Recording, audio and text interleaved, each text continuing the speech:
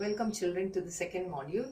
It's time for us to discuss about the contribution of the industry to the national economy. So here you're going to talk about percentages. You're also going to discuss about the GDP. Okay, so you have to memorize these points.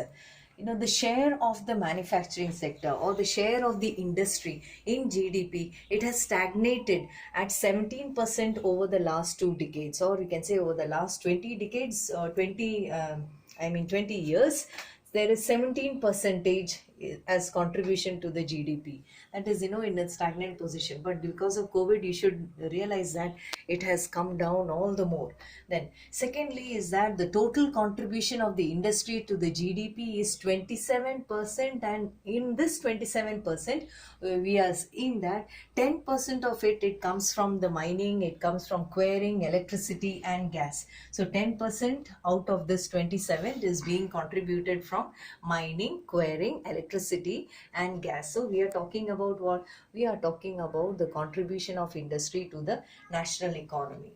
Then thirdly, you see the growth of the manufacturing sector. It had been 7% in the last decades, and since 2003 the growth rate of it has been 9 to 10% per annum, and we are expecting that in the coming decade it will increase to 12%, right? Then we have the introduction of NMCC, that is National Manufacturing Competitiveness Council. A council has been set up by the government. It has been set up with the objective or with the intention of improving the productivity has to increase.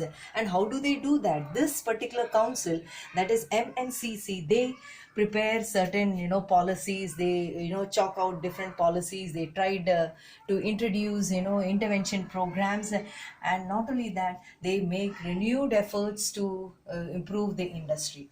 And then this point also, this term also, you have to remember. What is that?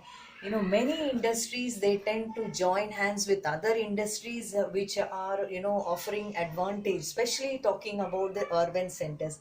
That is known as agglomeration economy. Okay, agglomeration economies are the economies wherein you see many industries, they tend to come together to make use of the advantage that is offered by the urban centers, or the industries which are situated or in urban areas tend to invite these industries. So that is known as agglomeration economies. This term also you have to remember when you are reading this lesson. Okay, see that you go through these points from the lesson. Thanks a lot. We'll see you again in the third module.